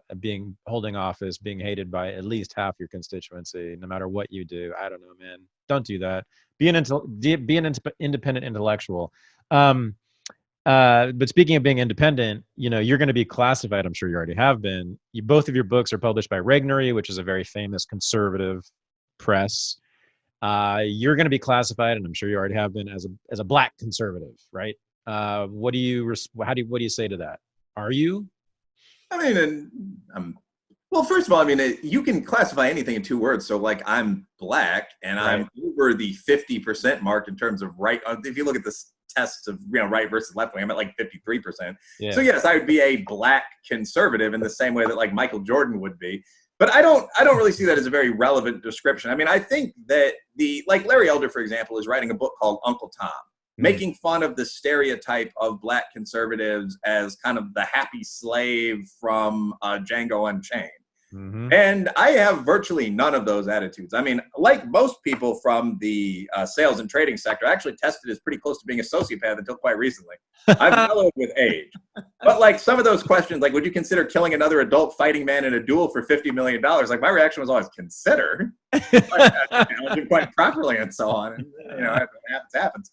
But so the idea that I don't like myself or that I only like white people or something like that is absolutely bizarre. I've been in business and romantic relationships with every one of the human groups. Yeah, I think that's literally accurate, actually. Wow. I've traveled around at least the hemisphere, so, and also, again, this is a long rambling answer. The short answer is you could use that as a technical definition, but it wouldn't be very useful. Okay. In practice, I'm extremely pro-Black. I'm not extraordinarily conservative about a whole range of issues. In fact, I'll break these down now. In general, I tend to be conservative about crime and order. Okay. Have you ever seen that one movie, Kids? Oh, the Harmony Korine? Yeah. No, I know about it though. That's what growing up in Chicago in the late 90s was like. Wow. Like, real talk. Like, the raves, like, Emotions and Live on the decks were wild. Wow. Like, topless, drugged out high school kids walking around. Like, you can't have that to some extent. Like, you might enjoy it if you're in high school or early in college. Not that I would ever violate the law in any, but anyway, like, No. but in reality, that sort of thing, the trains covered in fingernail thick graffiti, muggings and robberies. I mean, if you went into the working class white neighborhoods, junkies passed out on the benches. That's extremely damaging at an IQ level to kids that are growing up in that environment. Yeah. So I'm conservative about crime and order. Okay. Welfare, I mean, I think that should be a short-term system, very generous, but short-term. Okay. Fatherlessness, education. I favor traditional, quote unquote, Western model education, illegal immigration, guns, probably affirmative action. Some secondary things, like, I mean, my mom was in the teachers' unions in Chicago and the surrounding cities. Voter fraud is not something the right's just making up. Leave it at that. I mean, I think requiring people to bring an ID into a polling place is not a systematic form of oppression. You need an ID to buy beer and blunts. Okay. I mean, so those are things I'm conservative on. What am I liberal on? I mean, issues that are nearly as big: gay rights, women's rights, the environment, science. I don't think the Koch brothers should be the primary people producing scientific information in the biology classroom. Some form of welfare state reigning in the 1%, that kind of thing. Right. I really think the one thing populist conservatives ignore because they've been bought off is the excesses of business. So I've had an interesting city kid life. Like, I mean, I was born in Chicago in the 80s, grew up first during crack and then during the rave scene. And I mean, went to the great state universities, had fun, but then had that 1L experience in an elite law school. I had that sales and trading floor experience. I actually spent a couple of years as a freedom rider. I was a traveling street canvasser for the Human Rights Campaign. Wow. I think the term's quite valid. I mean, they, to this day, have organized offices generally based in the hood. Ours was on the south side of Chicago, only by like a mile or so. But where people will form up and they will go to tough neighborhoods in the city or packed wealthy ones, and they will round up money and donors for causes like gay rights. Most of these organizations, by the way, are completely mercenary. We also fundraise from everything from Environment Illinois to Ducks Unlimited. That's beside the point. But I mean, we would take people and go on what we called camping canvases, where we'd go to Southern Illinois, go to Tennessee, some pretty hostile environment to do the same thing. Freedom Rider is at most a slight exaggeration. I don't think the exaggeration at all. I did that for 3 years, ran some of our, or at least went through some of our full winter canvases. So that was another fascinating, like, civil rights activism was part of my background. Wow. I guess all this, really the point of this is just I've had a fairly interesting life, and it's hard to classify things with any one label. Like, I mean, I'm almost totally leftist when it comes to early trimester abortion. But I think that if it comes to my overarching positions on things, most of them come down to I'm a businessman with a gun. Like, things have to work.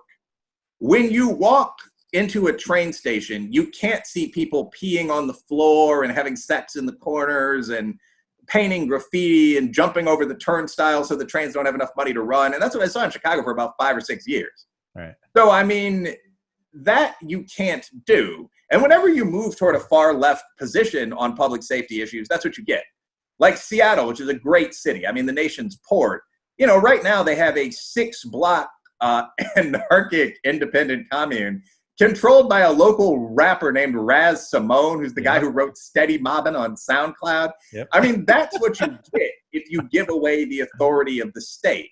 You get local hip hop artists walking around with machine guns with like their dreadlocked white anarchist girlfriend and like their boy with the 2 machetes over his back. You get barbarism, which is what we've had in the past when we didn't have a stable state. Oof. I feel like you took a 50 caliber machine gun and just like blasted away for an hour and a half at like everything liberals think. I also think there's a distinction between liberals and leftists. I mean, this has become almost a cliche. Ben Shapiro and Tim Weiss have both said this, but I mean, and that's pretty much the spectrum. Let's talk about actual Nazis and commies. But I mean, you know, liberals in general are people that support a welfare state and free expression. And some of that, like, you know, picture of Muhammad in elephant urine or whatever, I might find personally crass and offensive. But there's nothing really to object to in that perspective. I mean, like Joe Biden Democrats aren't a major threat to the country. Leftists who advocate sort of redistribution of wealth or racialized Bantustan identity politics are extremely dangerous. Mm-hmm. And virtually every country where they've been in charge, Yugoslavia, obviously Russia. Mm-hmm. I mean, you could argue South Africa now if you look at some of these groups like economic freedom fighters. I mean, you've rapidly seen a near race war and a social collapse. It normally takes 40 years. So hopefully they won't take power in this country in any time in the near future. Yeah, but liberals believe pretty much in everything that you debunk. So these are left, maybe come from the hard left in terms of the ideas, but right, they've penetrated the minds of mainstream liberals and Democratic Party now, right? So you're taking down a lot of sacred cows that are believed in by most mainstream people in the Democratic Party, right? To some extent, I think this is very cyclical. I mean, right now, I think that you're seeing, this is just straight political science here. I think you're seeing the AOC hard left of the party push the quite sane Pelosi center to the left. And I think that Pelosi or Biden, if they had any common sense, would simply say no. I mean, you guys are really Green Party members. We welcome you in this party. We'll help out your district. But in reality, I think there's fairly little support for defunding the police. There actually was a good poll by Rasmussen recently that looked at support for defunding the police. They found that it was 65% no, usually probably the usual 20% maybe, and maybe 18% yes. Right. So, I mean, that's an idiotic idea. Like, supporting these crazy left-wing ideas is really the only way I could see Trump getting reelected. I mean, Trump has presided over a disease pandemic. I mean, a near race war. You know, he's been accused of things like affairs with prostitutes. Oh, I guess a sex worker, porn star, paid her $130,000, and then published a new edition of his book about negotiating skills. I could make that joke. Yep. But I mean, I think that for him to again win by any convincing margin would require pursuit of just the craziest ideas on the left. If Joe Biden just said common sense things like, yeah, back the 94 crime bill, turned out it was a little bit too harsh, but saved a lot of black lives, almost everyone would say, okay, Uncle Joe. For whatever reason, I think he spends too much time on Twitter. He's not doing that. Yeah, well, it's we'll see. It looks like the Democratic Party is pretty thoroughly infested with a lot of these ideas, so it'd be hard for Joe Biden to ignore them. He's already taken up a lot of the discourse on his own, so I think it's going to be quite an entertaining election, and Trump is going to have a lot of rich targets. Yeah, I think Trump's going to win. I mean, I can't see him not. No, but people keep saying, well, when we take a public voice poll, Biden's up 50-41. I'd like to see a totally anonymous paper ballot that's actually representative of the American people, because we saw this with Hillary Clinton, right? Clinton was up 8 or 9 points. The betting odds were 99% in favor of Clinton. Trump won, at least in terms of electoral votes, by 200 or something like that. Yeah. So, I mean, I wouldn't be surprised at all if that happens again. Yeah. I will say one of my buddies is an Indian royalist. He's an upper class Indian guy, and he thinks that kings are better leaders for diverse societies, which may even be true. But his argument is that America shows that democracy doesn't work below a certain level of education. Yeah. And we talked about this the other day, and he said, well, you had 3 candidates with a serious chance of winning the presidency. One was Donald Trump. Uh-huh. And I don't agree with this, but his comment was, who's praised Nazis. One was Bernie Sanders, who's a communist. Uh-huh. And one is Joe Biden, who's 77 and has trouble talking. And not mocking any of this. I mean, perhaps that's not due to any, deeper underlying health condition. We hope it's not. But I mean, those are the 3 you produced. Like, how many citizens do you have? You have a third as many as we do, half as many as we do. And he's been teasing me about this for weeks. And there actually is a valid point there. Like, how could we have eliminated Kamala Harris and Pete Buttigieg and Ted Cruz in the last election and all these other people and wound up with these 3 guys? Questions remain. Americans are not very intelligent when it comes to politics. They are not very knowledgeable when it comes to politics. They are deeply uneducated. They're quite ignorant, especially about things concerning foreign policy and foreign affairs, but really everything. I mean, and it's a gigantic country, so to really be knowledgeable about American politics requires constant reading like what you and I do. So, I mean, I am angry at Americans in many ways for being so ignorant, but at the same time, I kind of understand it. Right? I mean, it's just, and I think that's kind of that's why we have the quality of, politicians that we have. One of the things about Donald Trump also, I will say most people, including me on some issues like Trumpism, the issue with it really is Trump. And what I mean by that, by Trumpism, we've been caught up in this weird politically correct framework for a while. So in Taboo, one of the things I said that I thought would be absolutely non-controversial, I get past immigration in about 15 pages, then go on to attack the alt-right, some of the far-right movements is the last third of the book.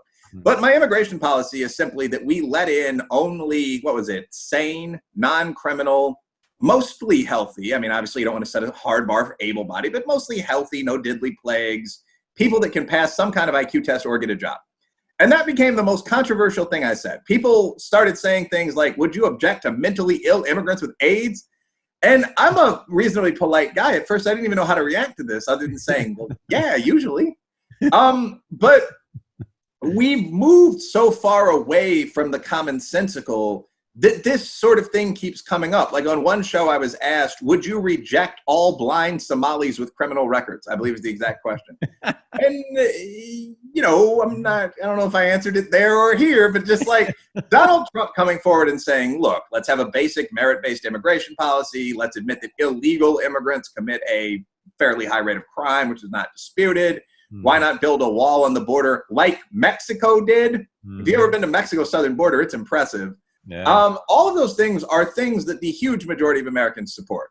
Right. And a lot of the stuff that Trump's been accused of doing that's supposedly absolutely taboo, like what he actually said about Charlottesville neo-Nazi protesters versus Antifa basically breaks down, if you read the whole thing, to they're both scum. I mean, he said there's some clumsy stuff at first, like I'm sure there were a few good people there, didn't specify a side. But then he said the real issue is bad guys both sides. I saw two sides there. And he's essentially comparing actual black bloc Antifa fighters, the people that destroyed the Lake Street district, to wannabe neo-Confederates. And I think that comparison sounds fair to a ton of people. Like you can say that I would say neo-Nazis are worse than communist warlords, but that's like saying I would rather have HIV than cancer. Right. It's true, but it's not very meaningful. Right. So I think when a lot of people look at Trump, they see a guy who says brash, aggressive stuff, but they mostly agree with, who's been demonized unfairly for that, and who has policies that they generally back. None of that's unfair. My issue with Trump is that I don't necessarily think he wanted to be president or knows what he's doing. So I think if someone came forward with the same ideas, like Mad Dog Mattis before his split with Trump, I think that that would be a very, very popular Republican candidate for president. Cool. Well, listen, this has been an amazing tour, and I wanna say thank you for opening fire with a machine gun on many of the myths that have really contaminated my world, the world that I live in. It's very difficult to think straight, to talk straight, to be taken seriously amid all these myths that populate political discourse. And I want to thank you for taking them down. And I want to thank you for coming on the show. Yeah, sounds good. If I can ask you a final question. Sure. In terms of some of the things I've said, like, I mean, you should let people into college as their SAT scores would predict, or immigrants should be admitted based on whether they'll contribute to the economy, or Trump says some obnoxious things, but most people favor border security. Do you actually find these to be radical notions? Because my take would be off Twitter, about 95% of people would agree with all of them.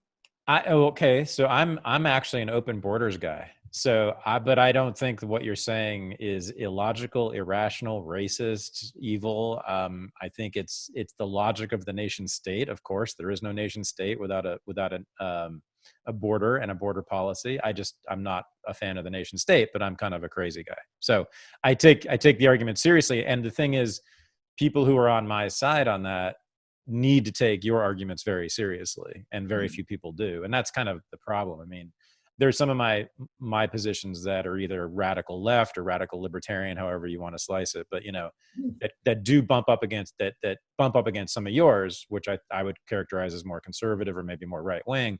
But they're all serious arguments, and we would have to have like another 3 or 4 podcast episodes to get into them. But you present them with all seriousness, and that's just for another conversation. Okay. So, yeah, how's that? Fair enough. I mean, it's a reasonable answer. I will say that, so the problem I have with open borders, without again extending this into another conversation, is that so it's the problem I have with 8chan on the internet. If you say this is a space that everyone can be in, only people that can't succeed in any other space are going to be there, if that makes sense. I mean, I'm a good debater. I practiced on, my YouTube and Twitter and so on, arguing with people. But the few times I've looked at some of the chans, like 8chan used to have a mass shooter thread. Like, I mean, where would we go next if hypothetically we wanted to do this? And looking at that, it's just sort of like, wow, this is a complete scumbaggery. I'm out of here, And that, I think, would be essentially a similar problem would arise with open borders. The people that would migrate would in general be migrating out of underperforming failed states to successful welfare states. So in fact, you couldn't have successful libertarianism with open borders. You'd rapidly see a massive influx of people from every country fighting a civil war who would be, high performing as any other citizen potentially in 20 years when the PTSD was handled, but who in fact would become a semi-permanent dependent caste for a generation or two. We've seen that over and over and over again. Sweden actually did fully open borders when I think Somalia and Eritrea, because of some of the terrible atrocities that are happening there. Yeah. And for a short period of time, they accepted 162,000 able-bodied African refugees, of whom I think 537 found jobs.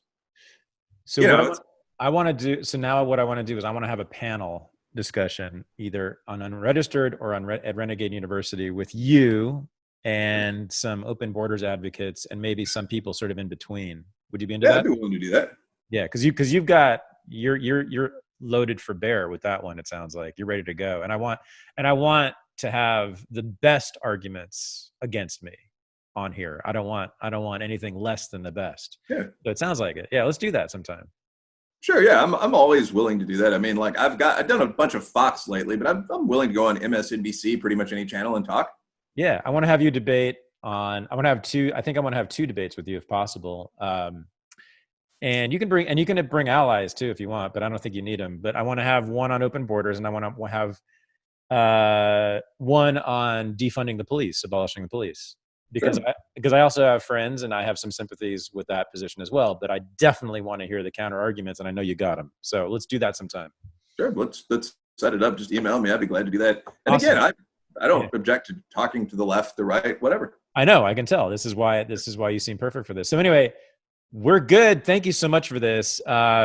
Tremendous amount of knowledge you've just dispensed, and I know the audience appreciates it. I certainly do. Thanks for coming on. Cool. Thanks, man. Thanks for having me.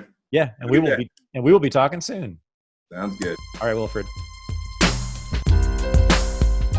This is the Unregistered Podcast, and I'm Thaddeus Russell. To experience the new Renegade University, go to renegadeuniversity.com. Thanks for listening.